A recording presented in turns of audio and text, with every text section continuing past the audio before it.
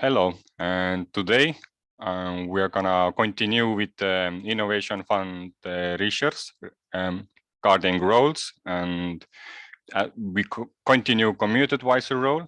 Last time we finished up digesting Michael's competency document, and we're gonna look few more things there, and then it's gonna be an open ideation. And there will be questions. But before I go, I'm just few minutes to again explain what is happening in this board, because it's getting bigger and bigger every week. On the left side, there is a defunding innovation fund, which is not related to Cardano blockchain so deeply. This research will be moved away at some point, and then you will see, starting from top to down, there is going to be like chats and resources what are brought up in discussions when we talk about how do we move on with this project and what should we do next.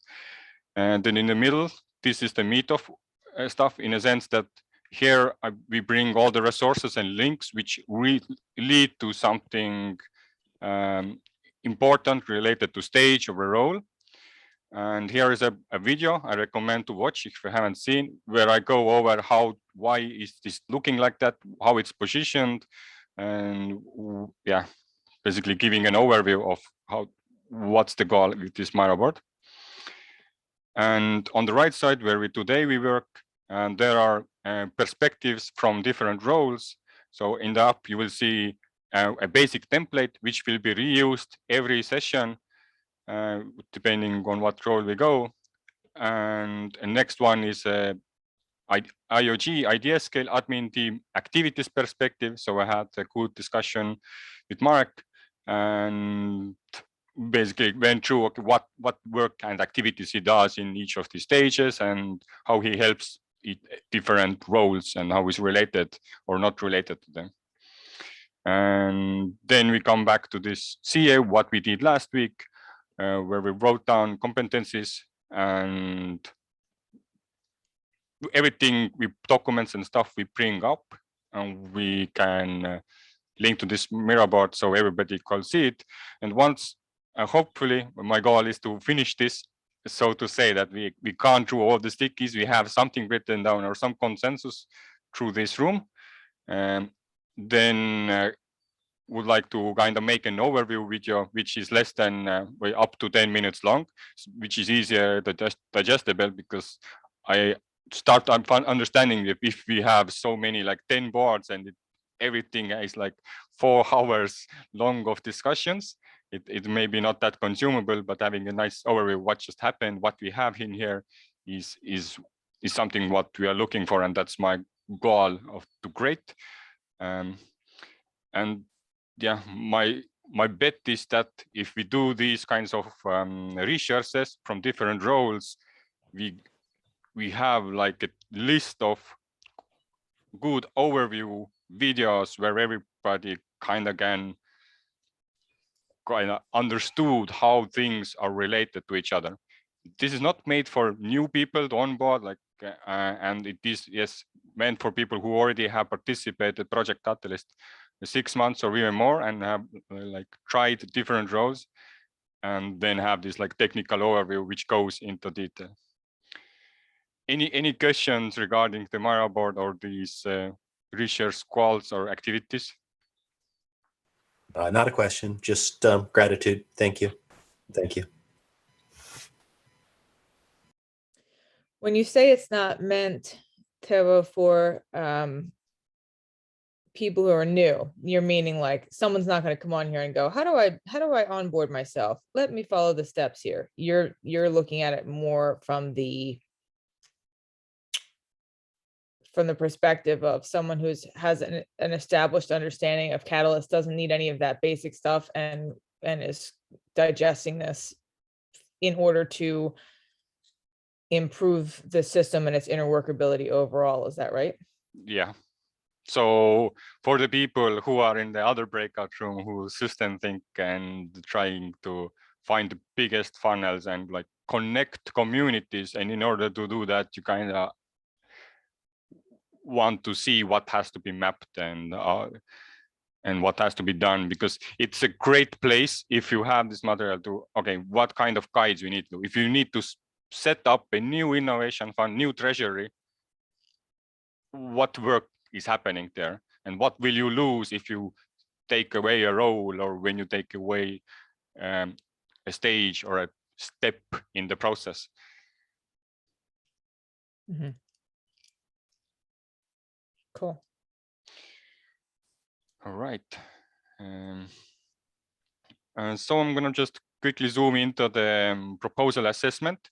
We had few discussions, just why we move it from insight sharing to proposal assessment is that at last meeting brought clearly up, hey, let's read what is written in community advisor guide. And basically a third paragraph or something clearly states that the proposal assessors works is still starting with reading the proposals. And then it kind of made sense, yes, that we are not all the things we were talking about, competencies, like, yes, they should read the CA guideline, they should read the proposer guideline, but they're not most likely not going to do it insight sharing stage because their goal is to do it in a proposal assessment stage, in a sense. That's why we moved it all in the middle. And now we have some purple boxes here and to make to just continue where we left off. So let's start with this fact if we should be a pink color. Oh yeah, and we added a new color here, a pink color, which means on the left side, these are the color codes, volunteering activity, because we did felt at the start, we were like, people should read proposal guide, but it doesn't always happen. So we kind of started already guessing what are the solutions or what people should do or how do we want to incentivize or in order to have this kind of expectation from community advisor. And yeah, this way we colored pink, but we need to fact check it because read about different challenges in the fund. And now Nadia is there, who actually author of most of the community advisor guideline. Is there a sentence or something which makes the reading challenges mandatory before they go into proposal reading? Or this is more of like you could do it, but you don't have to. Yeah, just for the record, I'm like a helpful editor of the guide, but the authors of it are many people over time. So I do think, yes, that is in there, and it's also a key point in the. I think that it has to be a must, as in like not if you fit. So when you say volunteer, you mean you can do it or not do it, not based on incentive. I think that's a must of the process. I don't know how you could, according to our current, if we go according to our current outline of impact, I don't know how you could possibly gauge that without understanding the challenge. So I think it would have to be a must. This is stating also that, like I'm understanding, is read all the challenge settings, which is not required because they are not required to assess in every challenge setting. That's an excellent point. Yeah, so they should read about the challenge setting for the proposals that they're going to assess. That I agree with 100%. It's a great point, Scott.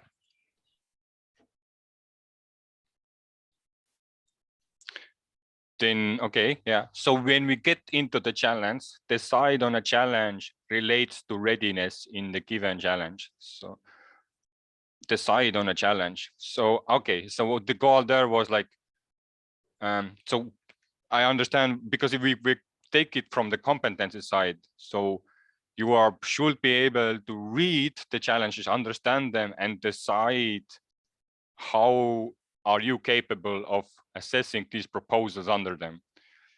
But maybe the very first one is get an overview sense of all of the challenges, choose the challenge, and then read about the challenge for the proposal you're planning to assess. Does that make sense?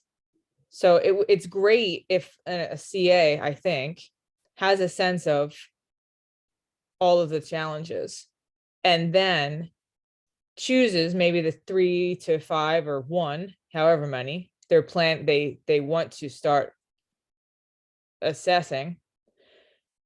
And then, so that's kind of a voluntary step though. It's nice to look at all of them, but you could feasibly just look at one and say, oh, I'm very excited about open source. This is the only one I feel excited about assessing, and I'm going to choose this one. And then definitively, you should read that challenge if you're going to assess the proposals, but you could take or leave looking at all of them. So I just think maybe it's an order thing. Yeah, read about the challenge for the proposals and yes, and then move from there. Now there is a find calls criteria KPI of the challenge. I think it's going a bit too detailed for an overview. Yeah. Say the goals of the challenge, but then again, that competency, when we come from a competency aspect, say the goals of the challenge is something actually we cannot make it mandatory, but I think interesting to let it be here in a sense that if you are able to rephrase what this challenge is about, then you're ready kind of to read the proposals too, because then you have in the mind. Sometimes when you don't say it, you might, I know, I have heard that the saying is different than just reading things about, but I don't know, how do you all feel about it? Would that be like a voluntary suggestion, a good one, or we should keep it out, so keep it more overview? Yeah, maybe you can like formulate it as a hint. So if you can formulate the challenge in your own words, then you understood it and stuff. But yeah, I wouldn't say it sounds like a school book kind of. But yeah, I would add it as a hint or something. Like a suggestion, be able to. Yeah, be able to sounds again a bit, I don't know. Or if you are able to formulate it in your own words, or if you can formulate it in your own words, then you understood it or something. That's a good question. If you are not able to reformulate the challenge or not say it, would you do a bad job assessing proposals? Nah. Oh no, I wouldn't formulate it in the negative way. If not, Just a question, but because if it doesn't impact it, then we don't have to go into it. Okay, yeah, you can leave it out overall. Then I would leave it out because, yeah, I think it's already very intimidating to even like say, hey, I'm a CA and I'm going to assess those proposals, because I think that there's a big barrier of thinking, hey, I really need to understand everything that's going on inside this topic in order to be able, or in order to have the competence to assess it. I think that we should actually lower this barrier and not make it worse. What about something like, rather than the goals, what if it's like a before and after? Like what will the experience, I'm just gonna like flounder for the wording here. What will the experience be like when when we furthered this challenge? Like, if you can say, you know what, this challenge, after this proposal is successful, after this challenge is accomplished, for the onboarding, for example, if you said the goals, it would be like onboard more people to Cardano, but the vision of the accomplishment would be like, more and more people are finding ways to contribute to the ecosystem who weren't here previously, kind of a thing like that. So that you would be in the experience of the accomplishment because I do think it's harder. It's easier to ask yourself the question, will that be the case after this proposal is done, rather than trying to align the goals of a challenge with the goals of a proposal? Because the goals of a proposal might be build a tool that does XYZ, and the goals of the challenge might be increase involvement in the ecosystem. So are those goals aligned? Harder to say. But if the outcome of both of those goals is more people are involved and more people are finding their way to do stuff, then that's maybe a little, you can sort of feel that out intuitively a little differently than an exact measurement. Am I making sense? I resonate with what Tavo said.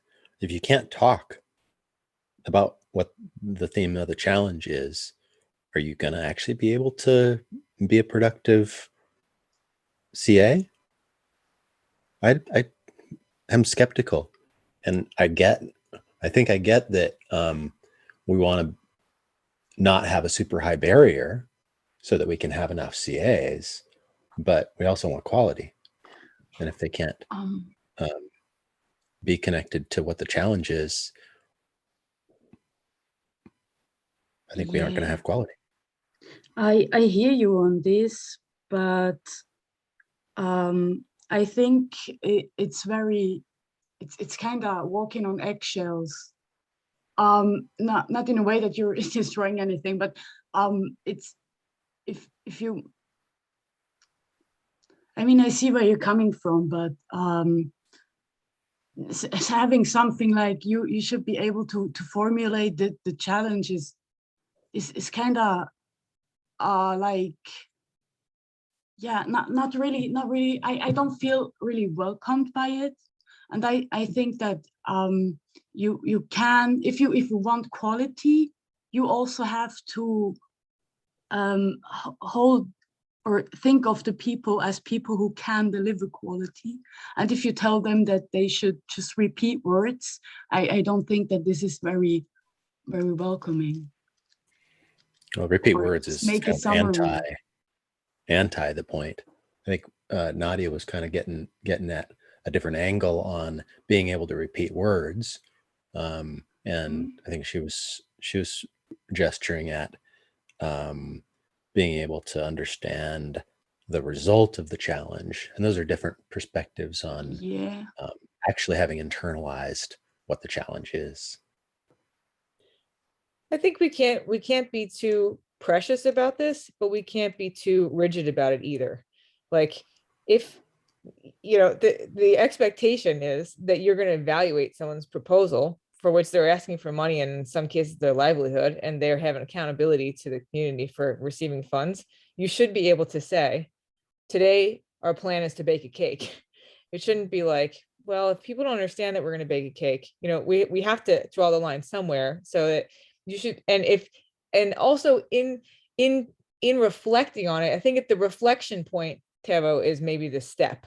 Like, there should be a part of the process where you step back in the same way that you've read a chapter of a book, and at the end there's 3 or 4 questions. And sometimes I read those questions and I go, did I read about that? So it's a little bit of a reflection point where you take some time to understand whether you have understood, rather than going into the next stage having not had that consideration. And we don't have to we can simply put the pause there, like, here are some ways that you can reflect on whether you have understood the challenge for your own benefit. It's not an externally implicated thing. Rather, you're taking time to go, have I really? And if I can't articulate this to someone, then that understanding may come through the process of reading the proposals more deeply, or I have to think about this a little more before I make decisions about someone else's work, because it's a responsibility. I think in taking on the responsibility of a CA, you have a certain responsibility to make sure that you have an understanding of the thing that you're assessing against. But I also really hear you on, like, it shouldn't be like,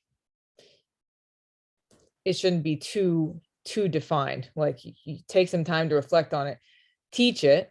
If you have to teach something, then you have a good understanding of whether you've understood it or not. And you might think you've understood it, but when you go to explain it again, you find that there are some gaps in it, and that's helpful to know before you affect someone else. Yeah, absolutely. The only point I want to make is that people can be very different when they understand stuff, and some just think very different, or they are like, they can get just lose interest if they have to deliver a too simple question. This is kind of my concern. Yeah. I agree. It's what makes this process so complicated, right? So we get to the end of this, we get all the way to the end of the VCA process, and we find that people have done that. And there's all kinds of questions as to why they have done that. And so the same thing that adds this wonderful variety also makes it very complex to evaluate. So I don't have the answer to that. I just am observing that that's been kind of part of the process for this as long as I've been here. Okay. Being able to have a little grab bag of things you could do to demonstrate to yourself that you get it is a really good idea. Multiple modes of thinking and working. You could have a discussion room where people talk about that challenge, and that could be a way to engage into more deeply understanding and so on. That's cool. Like a challenge understanding session, not CAs working together on the proposals themselves, evaluation, but CAs like talking about their understanding of the. Does that exist now? Like, is there a place where where you can come and ask questions about, I guess the challenge teams sent over the proposals area, but it'd be cool to have a place for CAs to talk about a challenge that they're thinking about. That would be, I think, really interesting to hear how people interpret, anyway. That would really be awesome. Okay, let's not get now ideating. Yeah, I'll just take a note about it and see what I can do. Every meeting we have something new we have to do a proposal about, but to be continued. So this next stuff is basically continuation from the document, but there might be already some rediscussion. So engages on the readiness level. In the given challenge, evaluate your competency. Also, basically, as this was the things we just talked about, the reflection point. In the given challenge, evaluate eligibility. I mean, I don't even know what that word means. And situate yourself in the stages, timeline of the proposal process. Okay, that's different. So, yeah, I think that's also something to know. That be aware of stages or timeline. Should the eligibility question, shouldn't that come like before, get an overview of what challenges exist? Like, isn't that something you want to know before you start looking at challenges? Or which eligibility are we talking about?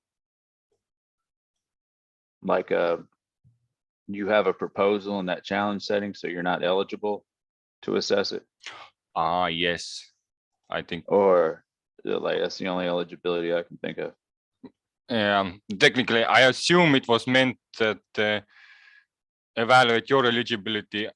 If that word means that is like, am I smart enough to even understand how to align proposals with this challenge?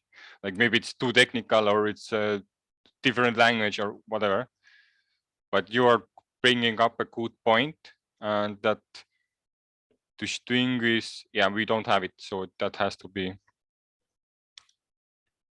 I think let's try to I'm just gonna write competency, so we have keep this in the same, but have a different sticky for what you just said.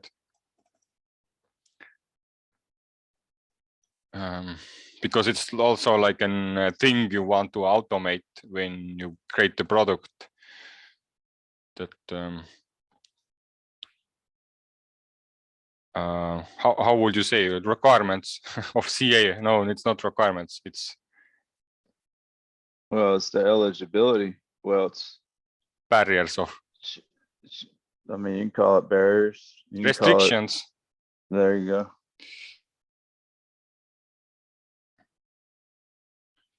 Cannot assess. So these are basically just the rules. We have to take it, I think. Let's call it restrictions based on CA guidelines.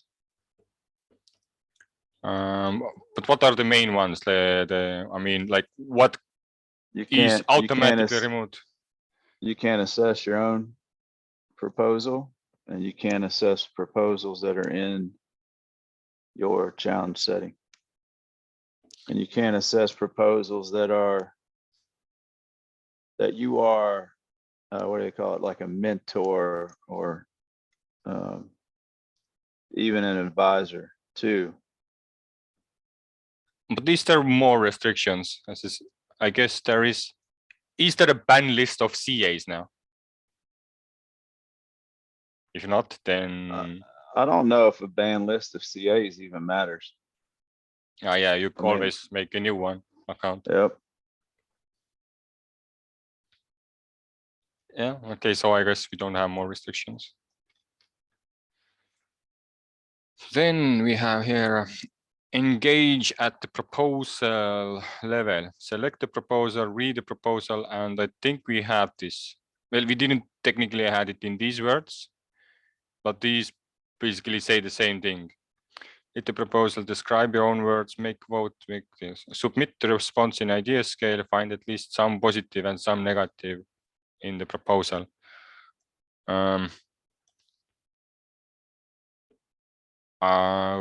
Interesting. Would that be required? Or something? Do we want people to always find something positive and something negative?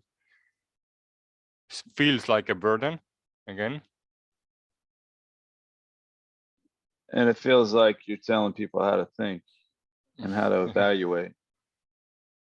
I mean, in essence, you kind of are by the guide, but positive and negative, I think I don't know if every proposal will have something negative about it. Depends upon how it's written, how well it's written.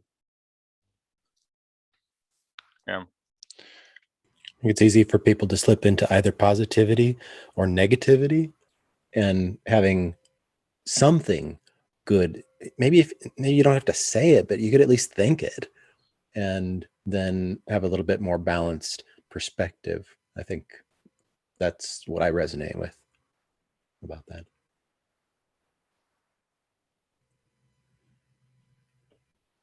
Okay. I see this. Entire that is moved. I don't know, whatever, gonna fix it later. So now we just went through entire this document through this one meeting, and everything else in this part is empty. So now we have this opportunity.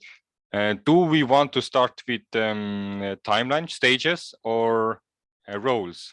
Does anybody has any feeling of what should be done first, or we just take the first question and dive into?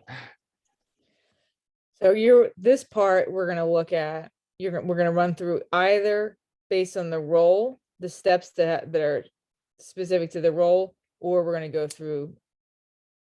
Help me, give me a sense of So each of those we approaches. are okay. Let's just start, I guess. What activities from current perspective you have in each stage in Fund 8, and our perspective is proposal assessor.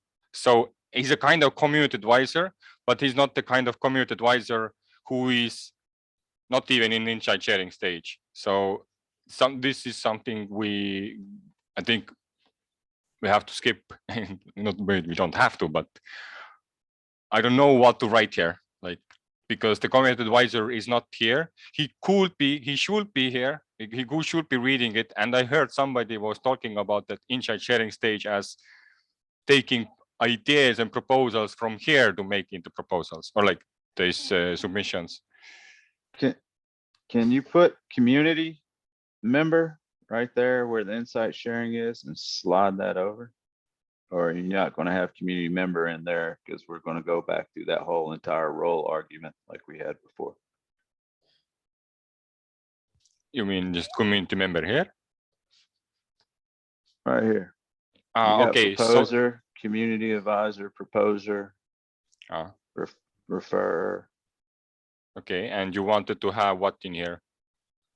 Well, A community member, just. yeah, I mean, that's just a suggestion. I mean, it doesn't. But the makes community sense, member is someone- just everything. All of these are community members. So Yeah, but you also have community members that are none of these. That's a great point. yeah.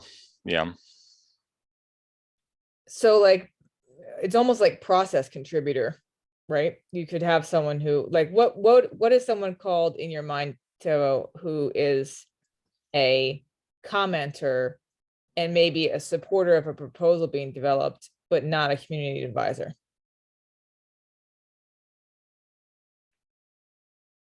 I guess it is community member. Because that's a really interesting, I think one of the great benefits of how you're doing this, which is such a delightful process to be part of, is the real recognition that the stage at which someone puts that hat on and considers themselves that really is the beginning of their comprehension of the direction of the fund, I think, in terms of, if we think about what we started with there, which is like, look at all the challenges and pick one you want to think about. If you start that when community advisor registration is open, that is very different. It's a very different place in the rhythm than it is if you do that early on. I think a lot of people, my impression from listening to the last two funds is that many people come to the process at that point where the tremendous need for that happening, I think we all have seen, or at least like, maybe not tremendous need, but I think a much bigger benefit to the person doing the assessment and to the proposal and everyone, to the whole ecosystem, is when you bring that mindset in earlier. And so how could we, like, if that is that something that could be encouraged, should be encouraged, right? Beyond go help and make comments, less as an action and more as a way of involvement. Because in the beginning, it's like, go make comments. Well, someone might not see that as valuable, but if you understand what that does for the whole, for everyone involved, it completely expands the contribution and involvement of a much broader part of the community in the quality production. That's an obvious thing, I think, for those of us who have been here 6 months, 8 months, longer. But I don't think it's obvious for someone who's thinking, oh, this is a role that I could do for this period of time. And perhaps if we start to think about how we might present it that way, we could, what is it like if we think about it here, right? In this exact moment that you're looking at this part of the process. But this is a funny thing. Okay, so let's jump a question, because I think it's related to like, how could we get this started? Because right now we're talking about proposal assessors, which role is in that specific moment to assess proposals, but they're also community advisors. But then I have a role here called community advisors, because I feel like these people who are in the Discord, in the Telegram, in Twitter spaces, and knowing about the process and keeping people up to date, when this whatever stage starts or where you can get your resources. I think here some discussion between the proposal assessors who got here to take a role should have like mentorship from these community advisors who are from before, who give this kind of like a bigger depth on what they do, and like all the proposals you read coming through like this way. And next time, if you're interested in what you're doing and what you're finding, you should start it in the insight sharing thing. So having this constant like suggesting that to start the process where everybody else starts. So oblige me and think, totally understand what you're saying. Oblige me in, because I'm just entering the board at this point and you're thinking about it, and oblige me in, why is a proposal assessor, you're describing it as a role that someone would take on that would have a start and end, and that same person would be a proposal assessor until they're a community advisor. You're not thinking that necessarily that one person, you're thinking about that as Two specific different roles to begin and end, rather than encouraging a person to have both those roles, although that might naturally happen. Oh. Yeah. So you're like, are you saying that proposal assessor is somebody, a role that you can do in insight sharing stage? So that's like where we want to get to. I'm asking how you're thinking about it currently when you're defining it. But yeah, when I'm defining it, I think yes, it has a set of like an end and time date as stated in the challenge, like a proposal guide, or not proposal guide, community advisor guide. It's written actually there, like the when your work starts and when your work kind of ends. But I just don't like the fact that it's called community advisors, because the meaning is such more broad and it's already used, and like in like I don't know how to say like Well, a then different maybe- meaning. Maybe we need to define these roles, because proposal assessor, like I've never heard of that. That's a new role, Yeah, that is in a my role opinion. what doesn't exist, but I think it should exist, because it confuses in some sense when we have like, what does community advisor do? And then they kind of do everything. They're just there. They are the community members. If you give advice or help somebody, kind of is a community advisor. And then we have people who are doing that specific thing, and they think that like the taxonomy is that you might not know when you talk to people and they talk about community advisors. They don't know, are they talking about the advisors who are facilitating in meetings, discussing about Project Catalyst, how we could improve and how we could collaborate, or they're talking about the people who assessing the proposal, and that's it.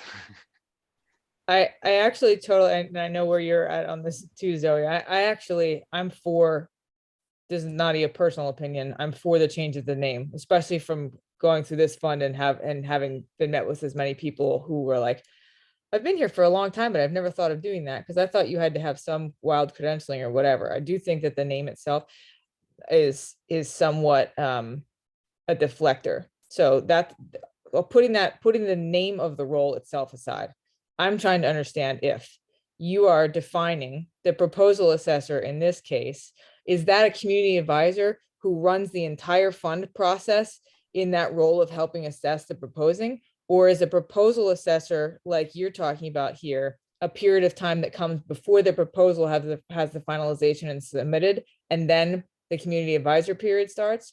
Or are you thinking that that person who does the process of proposal assessments, starting with making comments on proposals and all the way to submission, maybe even to VCA, that is a different name for that process? Am I making sense how I'm saying that?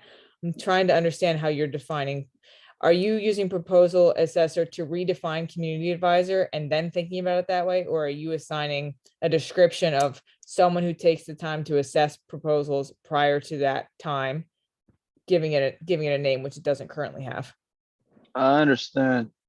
I mean, it's not my board, but I understand what you're saying, Nadia. So you're saying the proposal assessor, you're asking if the proposal assessor would actually start at the, I don't know, at the insight sharing is when the proposal assessor starts. But a CA, basically a CA can be a proposal assessor. A CA can be a proposal assessor, but a proposal assessor doesn't necessarily have to be a CA. If we're Yes.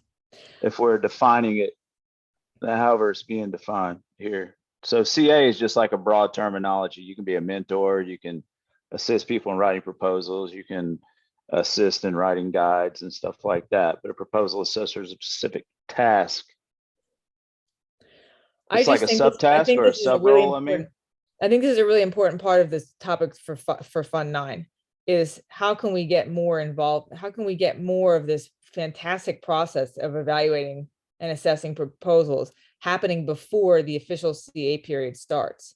Because I think so many things will be resolved and such better products would happen. But I think because it's not incentivized and maybe because it's not clearly defined as something that people should do, probably both of those things, that doesn't happen at the same level of involvement as the CA process does. And by that time, you're involved in such a different way. It's much more specific than this beautiful collaboration that happens when you're just talking to someone about what they're thinking about creating. So if let's say in a future world, we change the name of community advisor to proposal assessor, I guess my question is, are we also thinking that would be good for that person to spread out their involvement more broadly across the process into the insight sharing period, not just the community advisor? And I'm really sorry if these questions are hijacking what you're trying to get done today, Teva. I'm just like so excited that we're having this conversation, and I think that these definitions are really important. Yeah, well, I kind of felt that we're gonna have these discussions because, yeah, somewhat I was maybe optimistic that we get the board ready and then we have this, but of course, ideating on this is exciting. And I also want to already kind of continue that. So, yeah, I feel like if we could change the understanding that we don't have now community advisors, yes, they also are proposal assessors. So have like an umbrella term, community advisor still there, but have a label. So I know like labeling always like a tricky thing in decentralized systems, but I think it has efficiency in a sense that then if you train people to understand there are proposal assessors and the context is understood that they have specific time and activities involved with them and how the reputation is going to be measured, because community advisor rating is going to be totally different something compared to proposal assessor. And so we could have the differentiation. I think that's the main thing I'm trying to drive. And yeah, just changing the name is, I think it could help already. So, okay, so as it stands now, a community advisor, a proposal assessor has to be a community advisor, but a community advisor does not have to be a proposal assessor. Other way around, I think. Right? No, at the moment, it's the same. Currently, It's the same. You get, yeah, right. Differentiation. it's as I understood, it's as CAing is now defined and incentivized, it's just proposal assessing. And we want to try to get it to point that CAs also really do community advising outside of the time frame when they are proposal assessing. Cool. Right. That makes a lot of sense. I think that makes a lot of sense. There's also the idea of making an additional role called like proposal mentor or something. But yeah, it's open, it's completely open. It could also both fall under the umbrella term of CA or stuff. But I think as we have it here, as it is currently, it's just CAing, it's proposal assessing, and it gets incentivized for only this. I almost heard Devo gesturing at there being a stage where people who are advisors are actively collaborating with people who would be proposal assessors and engaging at a human level to level up their competency at evaluating proposals. And I liked that hint that I was hearing. It almost makes me want to just quickly create a new board next to it, which is commute advisor, and add that the difference here. But I'm gonna muddy the field for now. It's a big, so the terminology is a question, and that shouldn't be understated, because it has such an immediate comprehension or lack of comprehension. It's not clear. And I think a second part of it is, which came a lot out of these after town halls and these conversations. The first one anyway, that the Mercy and the joint one we did first, not this last one, was heavily on this period of the proposals being presented, drafted, and moved to completion, needing the support of the eye, especially for newer ones, so that it doesn't create the imbalance of the experienced and the inexperienced, because the ideas themselves and the proposals could be equally necessary and valid, just presented less effectively. That there would be more support there in some kind of an official capacity, some kind of a role that someone could take on, perhaps incentivized in some way. And I don't necessarily mean financially, but also maybe that help in that part of the process would extremely support the later parts of the process and put much less of a burden of decision-making on the CAs and VCAs, which also puts a lot of question marks on that process that are maybe unnecessary, right? Some of those are necessary, but I think a lot of it is because that refinement hasn't had its time to refine in that stage, so that there's less. So I think we're actually, maybe there's two separate discussions here, but they definitely are like interwoven with each other as far as roles here and where they start and finish and what they're called. Mhm. Yeah. More interactivity in the process would also have a really good benefit from my point of view, in that lame proposals would just not get much engagement from people if it's consensual, and proposals that are potentially good but have in prior funds ended up not being phrased well enough to get over the hump could be developed into like being really good proposals and get funded.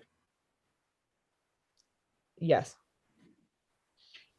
There was some really fantastic, some of the women, just I spent a lot of time with women and Catalyst women. So some of those women had proposals that they put in this time where they said, I jumped through all of the hoops that you're spitting. It wasn't meant to be like, I did the things to do the things, but I took all the recommendations. I did the challenge fest. I did the one-on-ones. I did the refinement. I followed this thing. I followed that thing. And still at the end of it, have failed on a lot of stuff. And what is that an outcome of? And I think it's a challenge of not having the feedback in that process with that lens of how it's going to be evaluated as much in terms of the writing of it. But I don't know, it's a question mark. So I'm just saying that we talked a lot about it, and it's come up a lot. So the attention on it could be maybe something that we really spend some time experimenting with different ways to approach for this coming fund. If we move to the note, okay. Sorry, can I add one last thing? Nadia, I would like to hint you at this proposal. It's not a proposal asking for funds. It's a problem sensing proposal, and it has a lot of nice comments about this. Some kind of different perspectives also. Somebody who really understood it as advising and went for it. And then the other thing I I forgot what I wanted to say. I'll write it in the chat when I remember. Good. Yeah, exactly. Less transactional, more relational.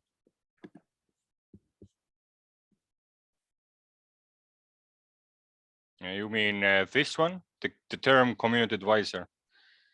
Yeah. Why is solving the problem? The term CA raises confusion. No shit. Proposal assessors. Oh, somebody, you did it already. Yes. Yeah. And I have it it. has 19 comments on it. It's awesome. It has a lot of perspectives and stuff. That is awesome. Link to. Yay. Okay. But now if you move to the other side of when you have done your assessments and now proposals to assessment reviews, what kind of proposals assessors do? Just wait, nothing, go home, didn't care. No, they start accumulating, if that's the right word, aggregating issues during that phase. I'm not referring to how their assessments were assessed. I'm referring to the issues that they had with proposals and the issues they had with that process. Okay. And like some sort of, whatever issues that come about, because there are plenty, like how poorly proposals were written, or whether or not they were legible, why they weren't filtered out by IOG or some, AI or ML algorithm. There's a stage there, and that's for the proposal assessors. And then it also starts for the VCAs at probably the assessments QA. There's going to be another issue sensing. And then probably after voting is when the entire process is reviewed. Okay, but I keep it pink because it's not mandatory, right? Nobody has to fill any forms or something. How did you feel about assessing proposals? I don't know. Well, yeah, form is not mandatory. I mean, technically none of this is mandatory, but I mean, like, when did you submit your form? Like, because I know you did like I think, didn't you do a form, TiVo, or was that after the entire fund? I don't know. There's some forms that go out requesting feedback, and maybe Nadia put something out. I think there was a request in the server, so it's not mandatory. Yes, everything is voluntary, and like all of this is voluntary until you get to a specific point. Do the assessors see what proposers flag? Because assessment review is when they flag it. Yes. I don't know when that spreadsheet goes out. I think they are. I think the spreadsheet goes out, and they do that, but in my assumption, it feels like only VCA saw it, because this time, as I'm not able to be VCA, I didn't actually notice any other files until it was aggregation time, like after that. Yeah, well, and it also depends upon, now you're getting into like what information is disseminated. Like, do the VCAs share this with the proposal assessors? Because if it's in, for instance, if it's in the CA VCA Hub Discord server, then that document is going to be available to everybody to look at. But you're right, they're not automatically sent that document to say, hey, look, your assessment's been filtered by been flagged by the proposer.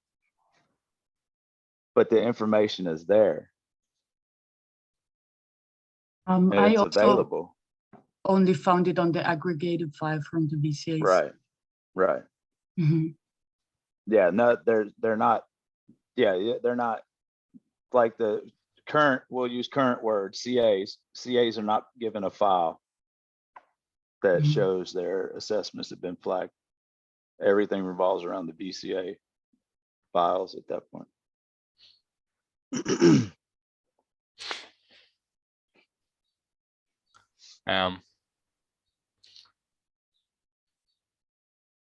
I think this, yeah, now this is gets into the again the like, oh, what should happen? But like, because I think as soon as you get flagged, it would be nice if the assessor sees and he can, and if the assessor is able to like quickly notice, oh, my assessment was flagged, maybe he puts more weight or more meaning into his assessment and could fix it. But right now he has to like hope, yeah, go through this barrier and then notice, maybe I had to write one more sentence to make it clear and make it concise. Well, yeah, but that also, that maybe they'll never know that maybe because VCAs don't put reasons for their yeah. how they assess assessments. We could Like require that. I have one that was filtered out. 5 VCAs filtered it out. One gave a reason and it was just audit, and that was it. And then 3 other people marked it as good. So I personally would love to see what the problem was. My guess is that the BCAs automatically filtered it out because it had a proposal flag on it, a proposer flag on it, without even reading it. We should definitely, well, I don't know. I think it's a real, we should reconsider definitely having it required. Meetings required. Yeah, Anyway. well, this is my Not first sure. funding round where I've had one filtered out. You've never had an assessment filtered out? Nope. Not What? until this fund. Well, I'll come to your house for training later. Feedback how proposal quality control went for your assessments.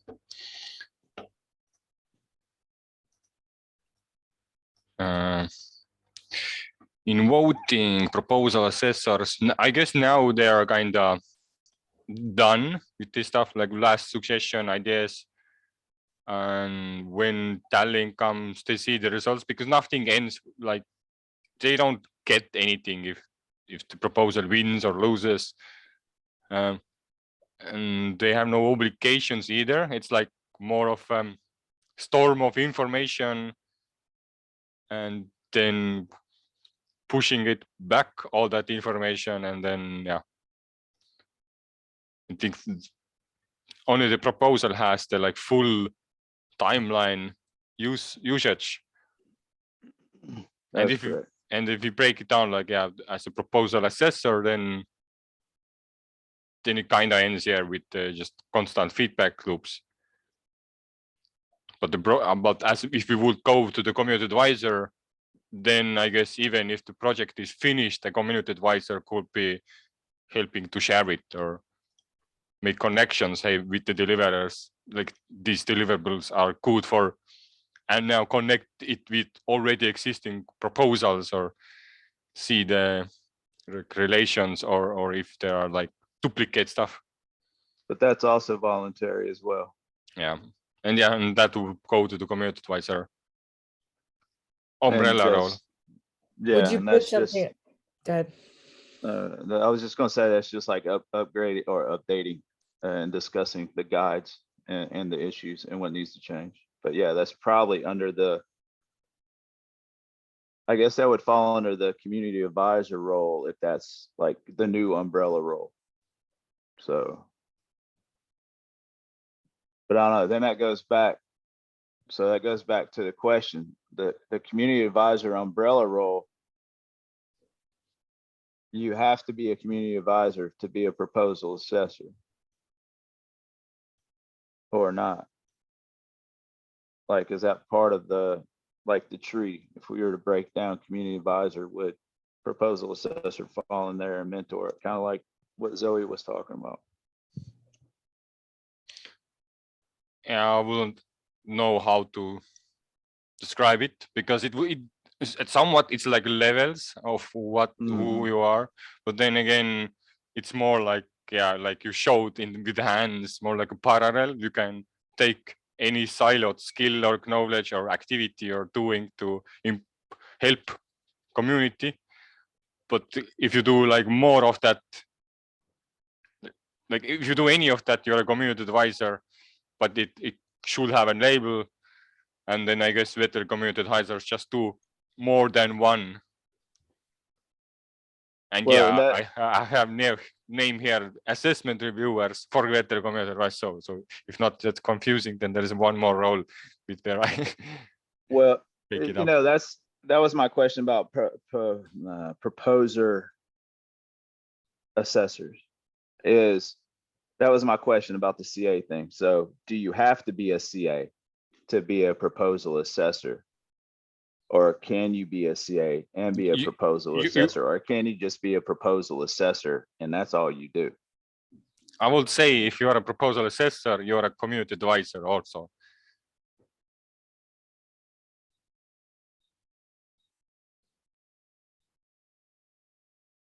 Well, if you then it okay. It's I mean, just I think it rolls into semantics and how you define things as well. And I don't want to start that, open that can of worms, because if it falls under community advisor, then proposal assessor shouldn't even be on this chart. okay. And everything should just be community advisor. Well, here's the, and this is such a great conversation, guys, because this is like a big reason why there's so much confusion about this whole thing. We have to be able to talk about it.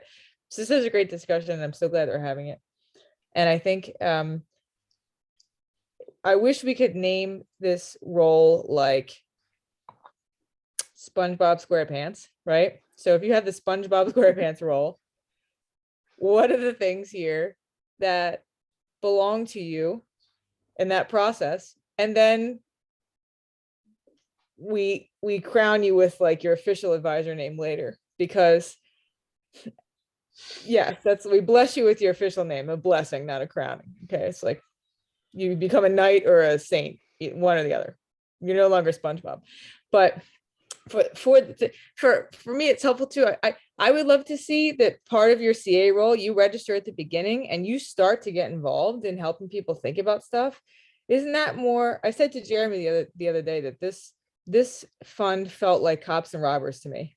It felt like this sort of like, we got to get in there and make sure that, it was less like, how can we help these people who have these ideas across the whole process, build their ship and let it sail. And in that process of doing that, you will naturally weed people out. You don't have to like finger point afterwards. You have been so involved in the whole thing that you've helped people accomplish, and also been really like adhering to the critique that is inherent in the evaluation portion of this role. So you come to a part where an evaluation portion starts, but the role that you have might have started long before that and involved a lot more collaboration along the way, so that you are someone's advisor is a great role, or assessor is a great role. You can be doing that across the whole path. And then afterwards, we name it based on what makes the most sense and makes it easily digestible. But I think it's tough to go at it from a point of like what we have currently. I would love to just think about it myself from like, what could it be?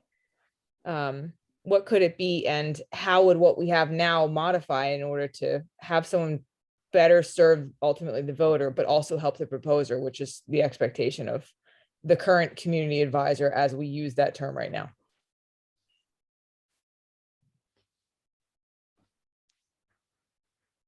Okay, but I was thinking before we go to the roles, I have these green metrics and quality checks here. And I was wondering if we could add something, a meaning, like a relation or a direction for a proposal assessor.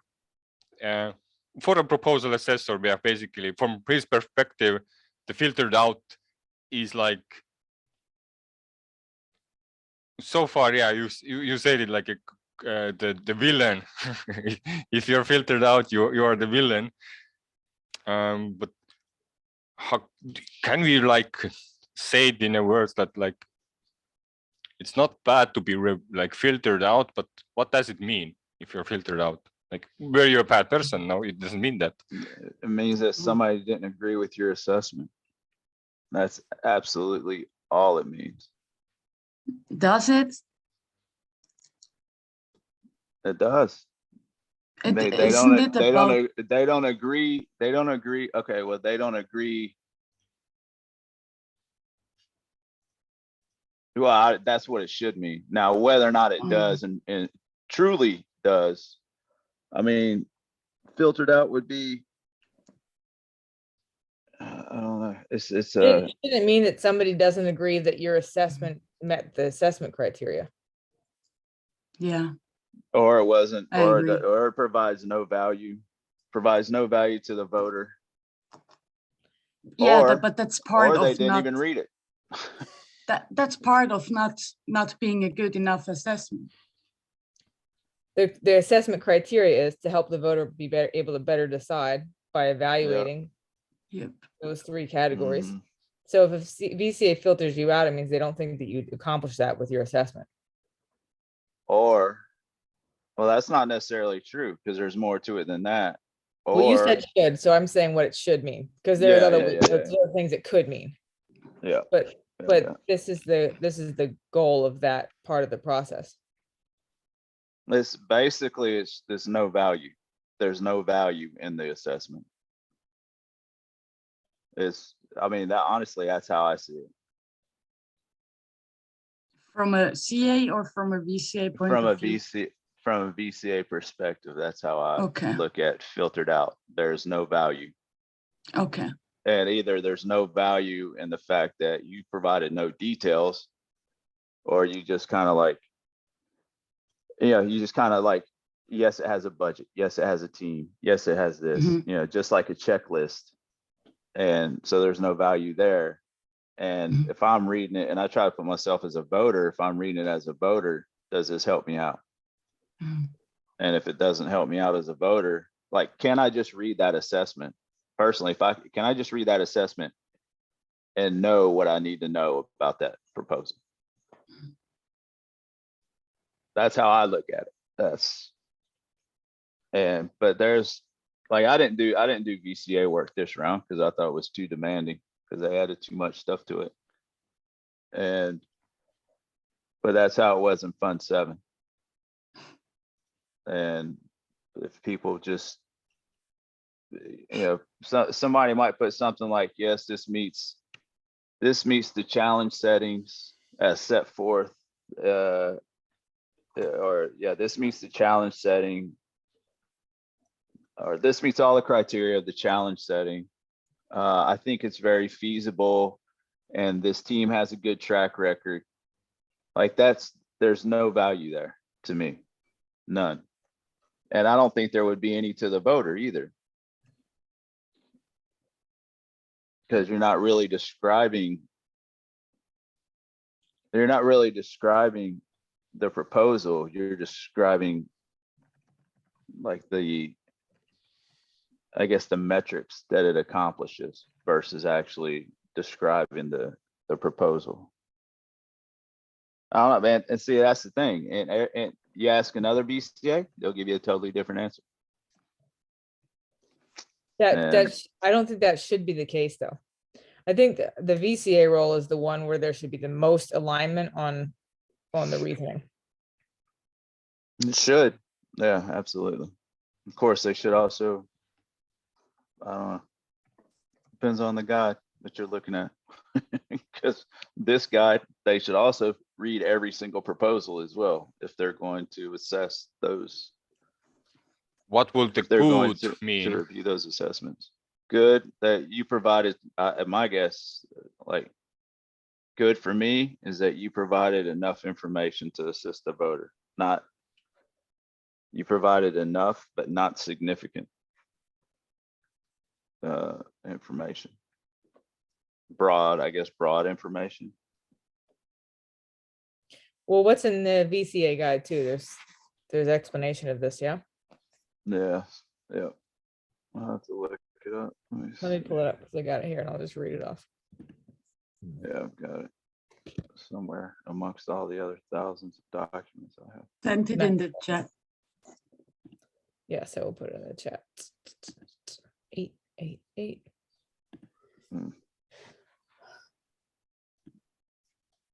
I don't have it.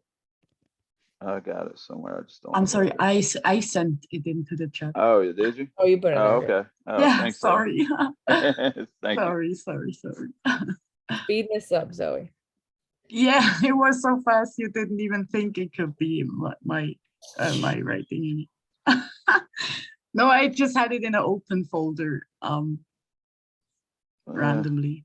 Thank you very much. Appreciate it. Yeah, sure. I would not have. Okay, excellent. An excellent application of the CA guidelines has been applied. The CA has participated as intended and provided high quality information to the voter about the proposal, and if required, given feedback to the proposer. Yeah.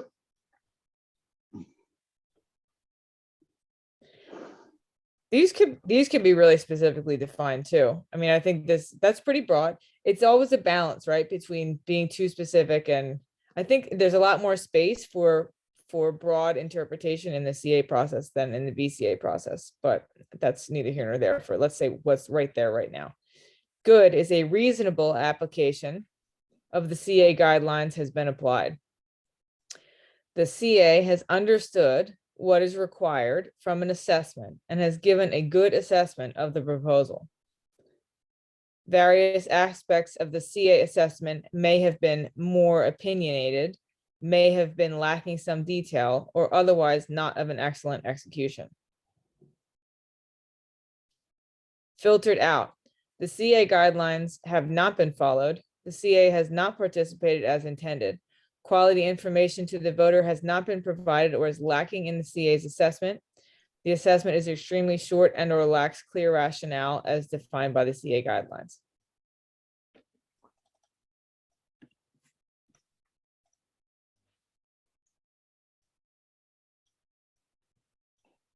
Yeah, Tivo, the sticky I put up here is the entire definition from the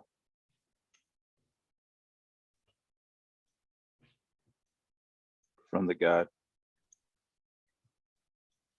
From the God. The guide from the guide. Yeah. Which The one guide that would gives you be? blessings, so you can become an Yes. excellent SpongeBob. All right. Yeah. I'm gonna run with it, guys. You know I am. I'm gonna get sillier and zanier as we go here. Yeah, please do. It's awesome.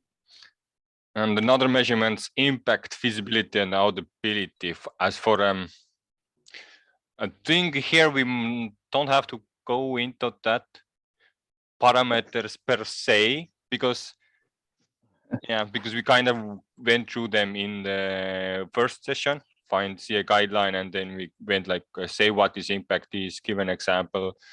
And I'd like to say something about impact. I think it's extremely difficult for CAs to know what the impact is going to be. I know it's a space on the proposal, but if you think about it, like changing like a parameter, let's say a parameter in the staking pool algorithm or whatever it is. Like, how do we know what the impact is going to be 5 years from now or 2 years from now? Or, and maybe that's far-fetched, but I think it's going to be, unless you are blessed with that knowledge. I think it's going to be difficult to do that, to honestly figure that out, unless you are knowledgeable in every single field of every single challenge. yeah, I think it's a broad, I guess what I'm saying, I think it's such a broad and long-term view. Like, that's how I see impact. for me, the way I help myself to kind of scope down the meaning of impact, I used impact for this challenge. So if the challenge was maybe not that well thought through, then the impact will also be like smaller, but the proposals under them, are they even trying to move a needle? What is the challenge trying to achieve? So that's, I tried to like take that one part, not describing like what is impact to the Cardano in general, but just to the challenge. And the challenge itself, that tries to address how it impacts the entire system. But for proposal assessor side, I will just keep it scope down smaller to have like the high view is a challenge for you. I mean, I understand its use and its terminology and everything. It's just, I think the entire system, like for instance, sustainability is not in there, and that should be part of it as well. But it's not. And yeah, in a okay, since we already started with the impact feasibility, and how will the proposal assessor look into feasibility? Okay, yes, we talked about the go into guides and what you do in this stage, but now precisely from your words, what you look in feasibility? Do you have to see the LinkedIn? Do you have to see their CV? Or where does it click in you that, oh, this is 5-star? Well, feasibility's got a lot of stuff in it from the guide itself. Yeah. But if you just drop the guide and everybody shares one. There's feasibility right above you. The entire section. From the You want to guide. say in your own words, Scott? I don't have words. I Spit think it the out. font is too large. I think it is too. Maybe it needs to shrink down some. The fund is too I mean, large. feasibility, honestly, in my own words, is whether or not the team can actually, like, I think whether or not the team can accomplish the task set before them in that proposal. That's That's interesting, feasibility. because a lot of the stuff here doesn't really talk about that, except for maybe the first line there.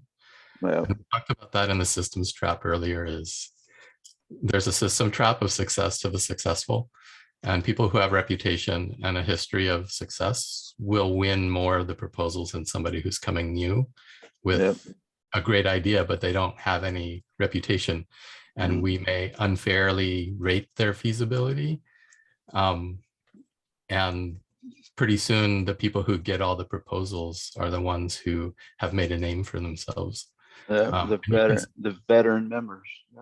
Yeah, if you look at the top 20 funded proposals by how much money they've gotten, they control a great deal of how much Catalyst has paid out. And it's amazing when you actually look at that data.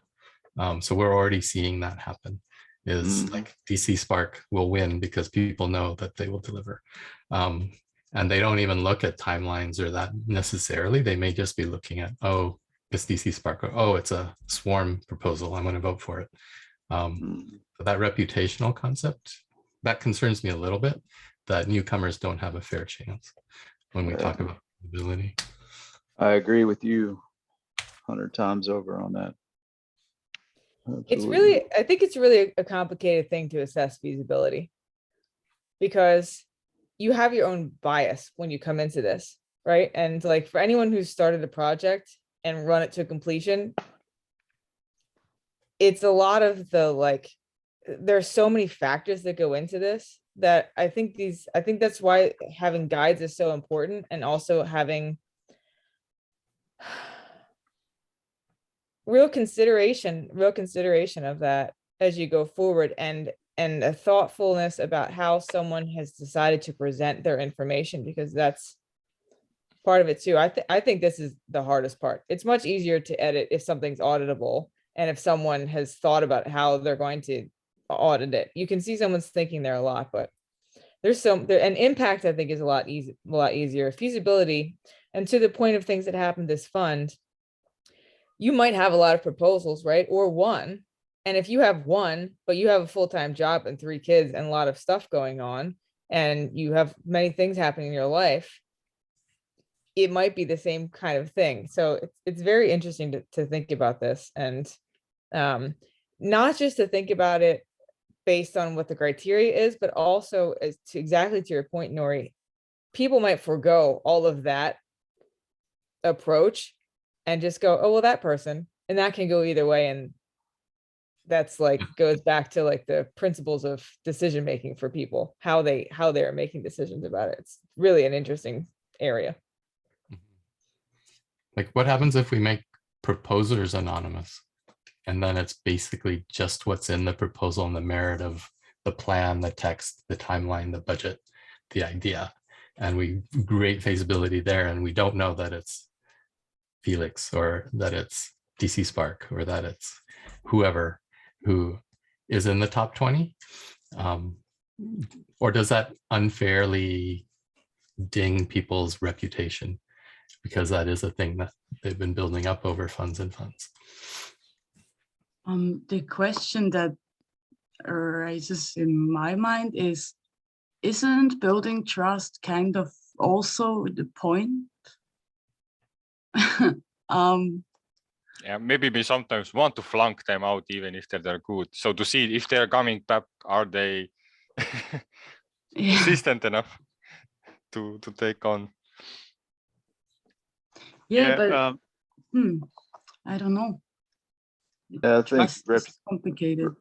reputation's got a huge part in it, but I mean, me personally, I think it's based solely on the individual, but me personally, I don't look at what they've done before. I look at what they're proposing to do and whether or not their proposal is laid out correctly, and if they can prove that they can actually accomplish. Yeah, But one of the things that's- that, sorry, Scott. No, go One ahead. of the things that we talked about in the other room, when it comes to the successful or competitive exclusion trap, was doing unconscious bias trainings, right? So, you know, if you have a successful team that's been funded and delivered on their promises and successfully build something that has been voted for by the community, I assume that's what Catalyst wants more of, right? Successful implementing the ideas. That's the whole point of feasibility. But at the same time, it shouldn't come at the cost of newcomers without reputation that haven't been doing things. So some kind of like, everyone's biased, even myself, right? And it's important. One of the solutions to this trap was diversification. And in order to really, you know, diversify, we have to address systematic biases and personal biases that everyone has. And, you know, unconscious bias training is an effective way to do it, like workshops like Tivo does, right, on writing proposals. Not sure if they should be required or mandatory, but I think over time, if we don't have these workshops, then you will see more biased assessments, right? Versus if you have a population of CAs that is trained on their implicit biases, right? Whether it comes from impact or feasibility or auditability or whatever it is, then you can trust that over time the CA assessments, or at least the majority of them, will be higher quality ones, right? And not introduce their personal bias. And that's not just for the CA process, it's just for voters, for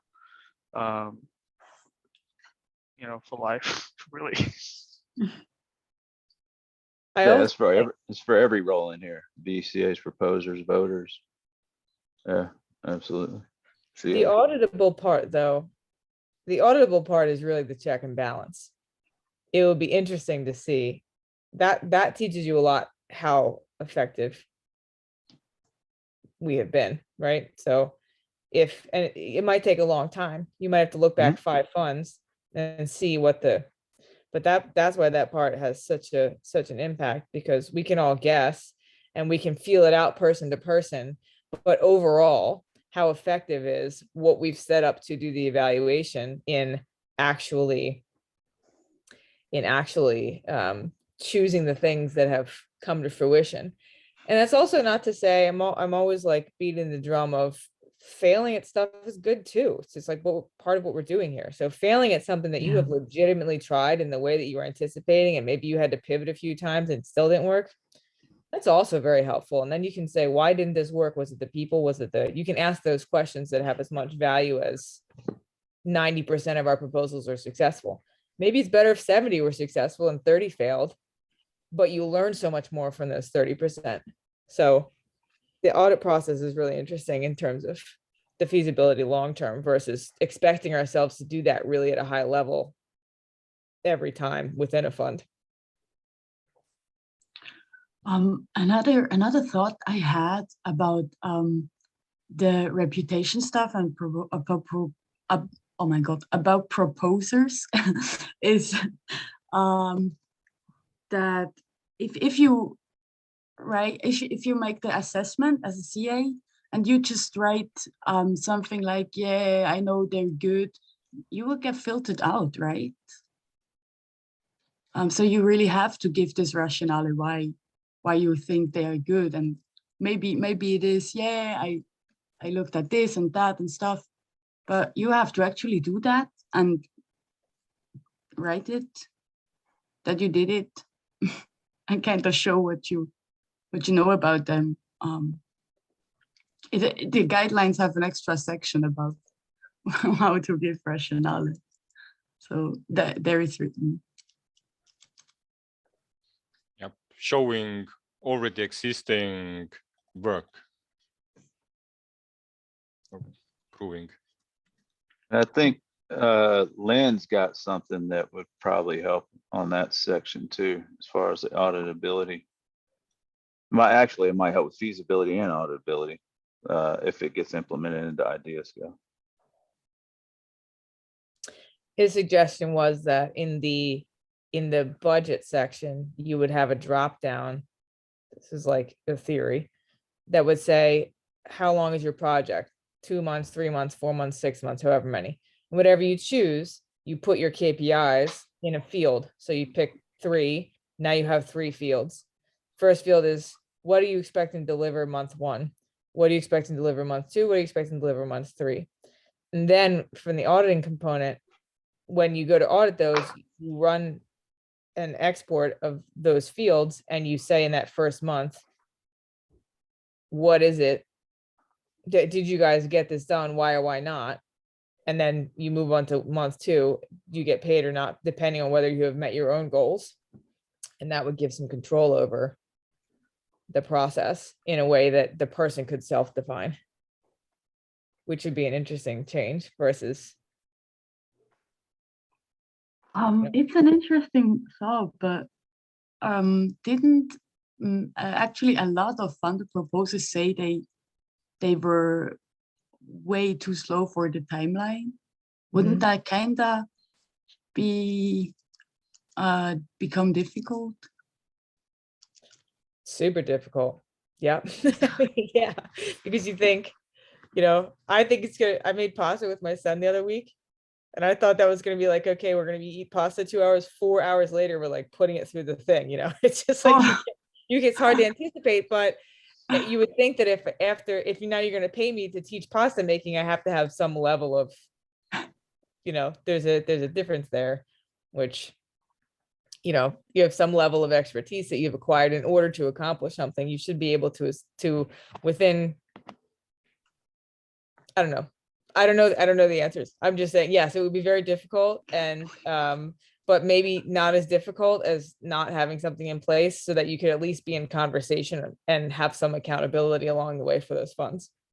Mm-hmm. As long as they're flexible enough that if the team pivots and now their plan is totally different, that they're still returning on their intent, but maybe the plan looks different, or they've combined with this other team because the way we write proposals, and then there's this 2-month period before we actually get the money. We've found 3 other teams we want to work with, and now things have changed. Those kind of things happen, and our system isn't very flexible. So I would hate to have to every month go, no, I'm not meeting my KPIs because my plan's different. No, I'm not meeting it because it's different. We have to be able to reset and say, here's a new plan. Okay, now we're executing exactly to that. And that assumes though that the and we should never assume this, but that assumes that the proposer is honest and that they will share that information, because the current auditing process is just ripe for gaming all the way around. I mean, it's just self-reporting KPIs and but yeah, And it would be great if proposers could do that. Could be maybe they're not honest about it because they're worried they're going to get their reward slashed or I'm sorry, their funding slashed. But it would be great if they could be honest about it without having to be concerned about some sort of I don't know, repercussions that might be involved with that.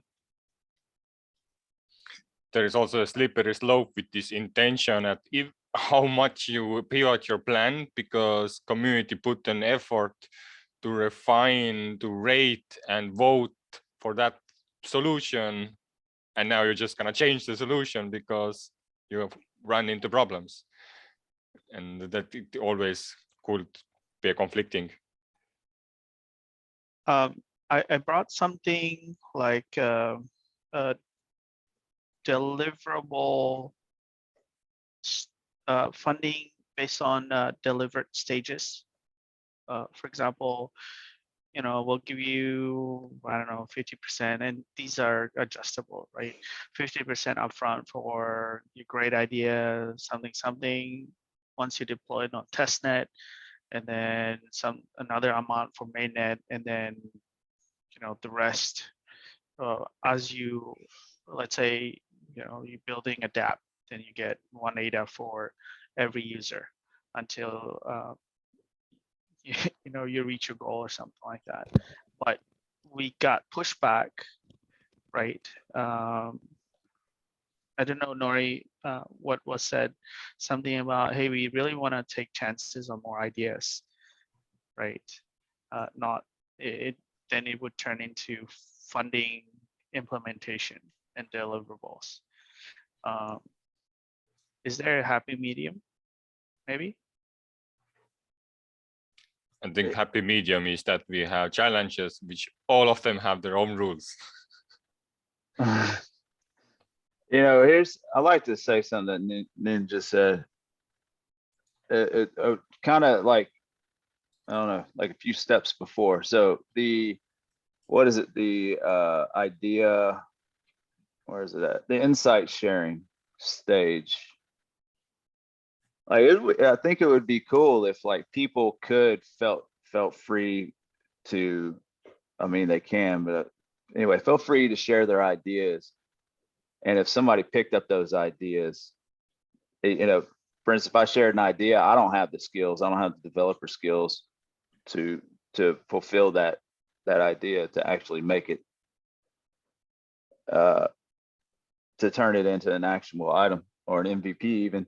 But it would be nice for those people who share those ideas to at least to get rewarded, to be incentivized if another team picks it up. And it doesn't have to come from that team that might pick up that idea. It can actually come from the treasury. So the team would say, yeah, we used this idea. We looked at Nori's idea and we like it. And this is the proposal that's attached to that. And then like if that proposal gets funded, then Nori gets a reward that doesn't come from the budget of that proposal. Does that make sense? I was trying to hope I wasn't bouncing around too much.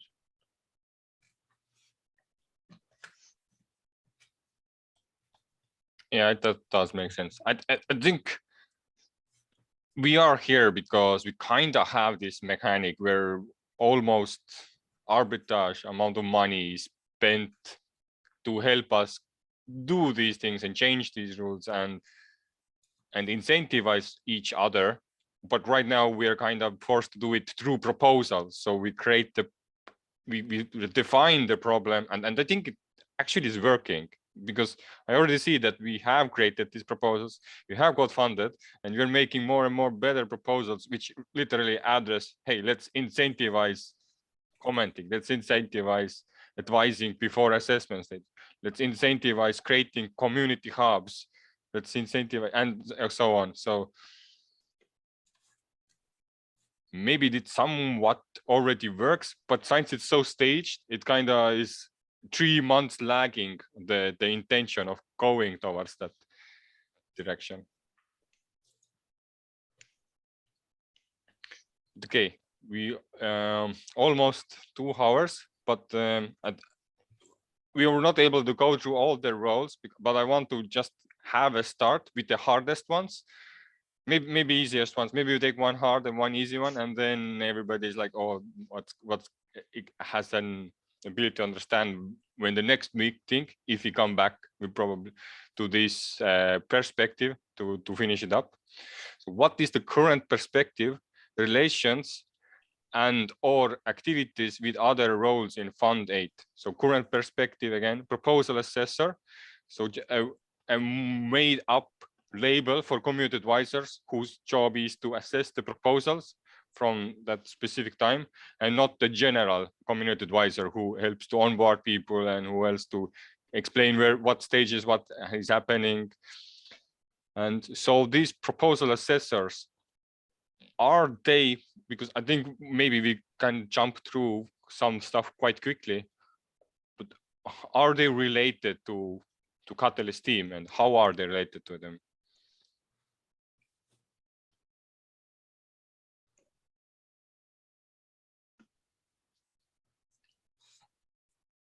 Well, I will say that the first thing is that the proposal assessors are usually, I don't know, they could ask questions from also the community advisors.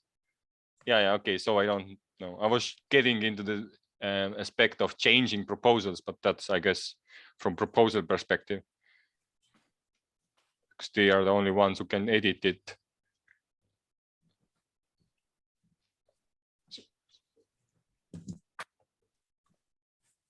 I think you have no connection with Catalyst team, but should you have now if we don't have it? What is the Catalyst team, by the way? Is it the IOG team? It's Merrick, Dan, Yeah. Chris, Baird. I see. IOG Yeah. Catalyst team. Yes. Yeah, Gotcha. yeah. Basically, people else who are administrating in IDS scale and shaping stages and stuff. Gotcha. Thank you. Because everything you kind of ask, like, okay, how does this work or that work? It doesn't even reach to Catalyst team. Like community advisors pick up these questions faster, and usually when people are sharing for stuff to reach the Catalyst team, you kind of go through guides and you find your answer in Discords or Telegrams. But how could we tell proposers, like the proposal assessors, that if you need help with this, here is a Catalyst team, or is there anything like that even? So No. for proposer, right? I see the IOG Catalyst team as partners. Honestly. I mean proposal assessors. Oh, assessors. Yeah. For assessors, who does any conflict resolution? Is it them? Yeah, Nobody. no, it's IOG. If they're, but the It the is. resolution is typically too bad. Gotcha. I mean, I just saw like an example in Telegram where like everybody was super passionate and there's a lot of energy and gas, right? A lot of fire after the CA results came out and VCA results came out, and literally Danny and other members of the IOG Catalyst team were, the professionals that were trying to resolve conflict and come up with solutions in regards to their portions, like feeding the results into the voting system, because that's owned by the Catalyst team right now, right? Yeah, it's on. Oh, the voting. I'm sorry, I was thinking about something. I was thinking about voting. But yeah, you're right. Yeah, that's good. And if we would hop to the next sensor array, circle members, I think they do the same thing, because I somewhat feel or that would be circle members help to, I don't know. They cause conflict. Yeah. They amplify conflict. That's right. No, I think they do the same thing. Excuse me. And the Catalyst team during this, Catalyst team also runs their algorithms and filters out stuff. And it's not like they don't do anything. I mean, it feels like it sometimes, but they're also responsible for their maintenance of ideas. Aggregating technical bugs. They don't help with technical stuff, but they do. Now they do. If you somewhat you cannot assess anymore, then it says error 414. Then the first thing where we could go is basically Catalyst team, I guess. And if you are okay, and if you're a proposal assessor, yeah, you do it all in the idea scale. So yeah, technical errors in idea scale. That I think would make sense to push here. Maybe change boundaries. I don't know quite how to say that, but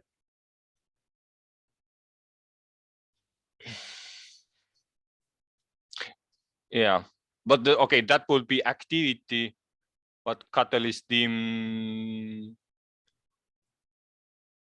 Yeah, but how does it do it with proposal assessors?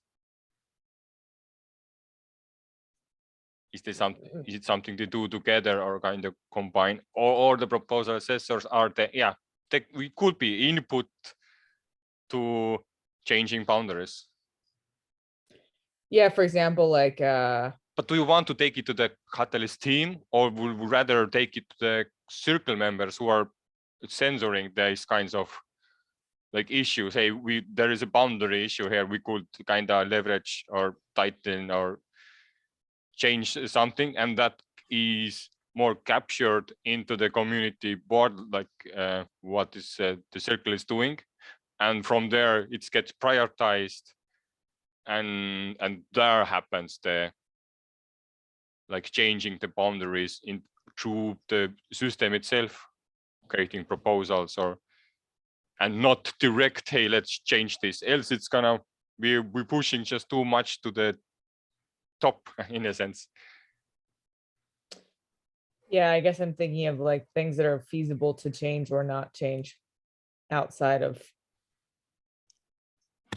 But yeah, that's good.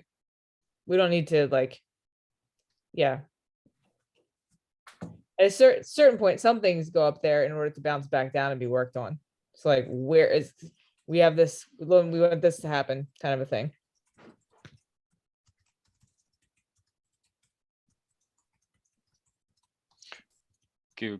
Okay, so Catalyst team give clear guidance what is feasible to change, and Zinker members help to prioritize changes to improve proposal assessor work, or I don't know, participation. Now we have even a circle member admin here, Nori. How would you help proposal assessors, or would you see any activities? That's a good question.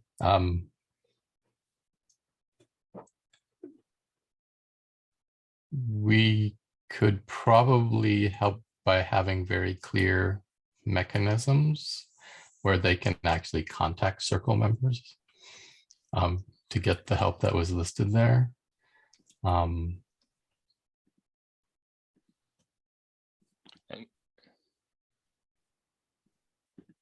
I mean, when circle wouldn't circle admins also be responsible for data for, I mean, that's pretty much what you said, I guess, similar to what you said, but wouldn't they be responsible for dissemination of data to an extent?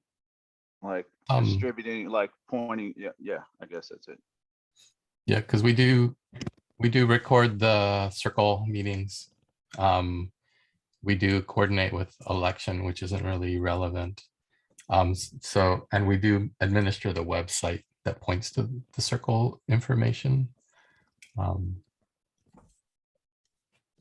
I know recently there have been people that wanted to reach out to circle members and didn't know how. And there's no single place to go to say, how do I get a hold of the CA rep? And where's their email address? So these kind of things, especially if there are things with help with conflict resolution or help prioritizing proposal assessor work, we can definitely improve the communication channels and, as Scott said, the information available so people can find that stuff more easily. Yeah. Since I got a question on this too. Is this what we're looking at now? Are we looking at current process? We're looking at future process? We're looking at process where we want to be? We are looking at the current process. Okay. And sometimes a pinky means that a future process also, like giving a hint where we might want to get to. But we don't have to go into the pink ones that deeply. Current goal is to get the as is state. Yeah.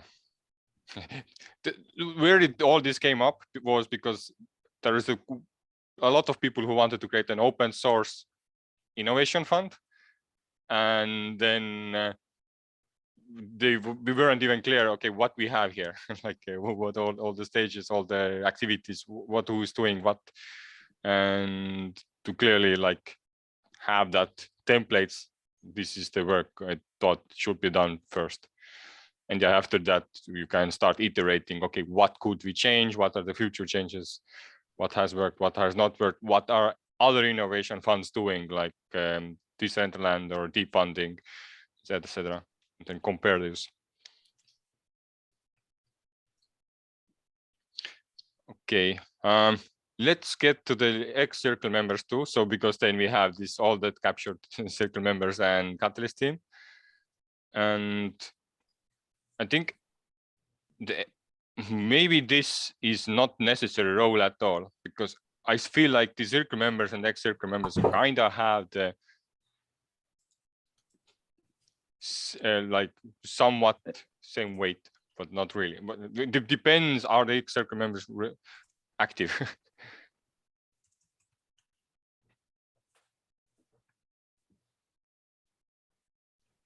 Any opinions for that to change all the templates in the future, that we don't have X circle members as a different label?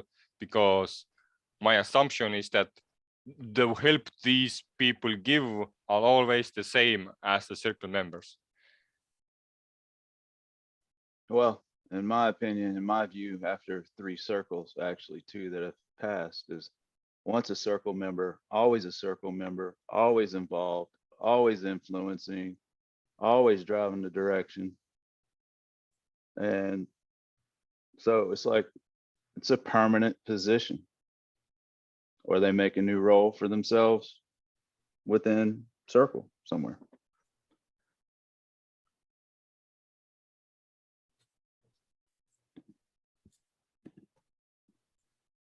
So Your maybe question. it should be rolled in to circle members and X circle.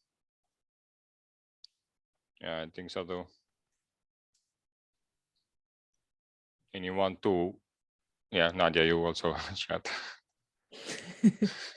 I just want to let Scott know that I'm going to go on a 3-month vacation afterwards, so you'll never see me again. See you later.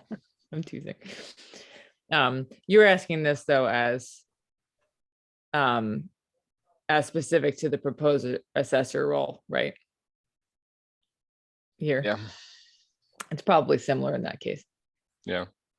And even through other proposal.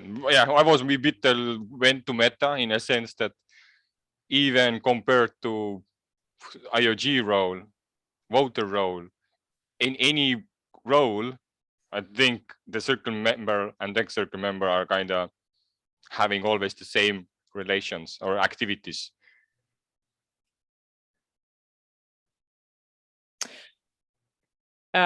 Except that one holds a representative role and the other doesn't. Yeah. So for some of these, like in this case, for the proposal assessor, the CA rep role has a different relationship than you would. So my role right now would have a very different involvement than yours would as an ex-circle member of a different representative base, right? Yeah, but okay, but then you would, I guess, fall under community advisor. No, Right. because you don't have like a special. Oh, you don't go to with this question to community advisor. You don't go to with this to the circle member. You go to the ex circle member because that's a specific. And I don't feel like there is any difference. Well, I think these roles can be nested also, you know, like what Nadia was saying, like what you were saying, circle member is a CA, can be a CA. And so, I mean, it just depends how you want to break that down. If I'm following what you were saying correctly. Depends if your proposer assessor is SpongeBob SquarePants or not. In this case. And I'm actually kind of being serious again, because it depends on the scope here with this one, but I don't think it's different enough to make a big deal out of it here. But you would be able to say any activity what is different. Would you? See, technically on this, there shouldn't be an ex circle member's role at all. Because I'm saying technically, because you're voted in for a period of time. Once that period of time is over, you lose that title. You are now a community member again, a former circle, but you can still be a CA, proposal, assessor, etc. You can still be a challenge team. You can still be community advisor. Just gave another reason why to remove it. So I think I would definitely have to agree with that. I mean, if you're looking for someone's help and perspective, it's one thing, but if you're looking for someone's like capacity because they're in a role, I agree with Scott. okay. Eventually I'll be, yeah, good. Will be removed and one will be added. So today we actually did some meta work on the reshare stuff. But yeah, I will conclude for today.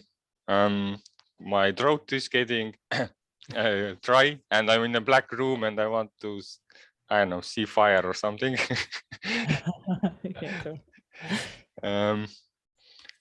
Thanks for joining. Before we go, I always forget. Didn't prepare it. But I always use the same link. I'm gonna just share it with you. Actually, on the left here, if you go, okay, whatever, I just share it like that. There is a feedback form. I try to make it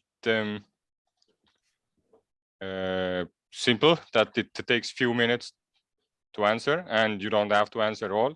And that also includes asking for Cardano wallet address, because I'm collecting people who are participating in these kinds of events and contributing to share them some gimbals, so that we have technical trace of who are contributing and who are helping and who are joining up, and building that kind of value network. What is the amount? I don't know yet, but I think in next month probably we will have answered that, and these gimbals will be patched, so to just save the transaction cost.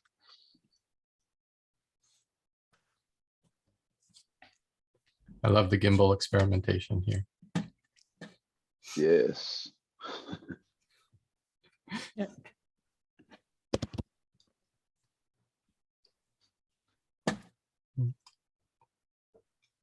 Thanks, Devo.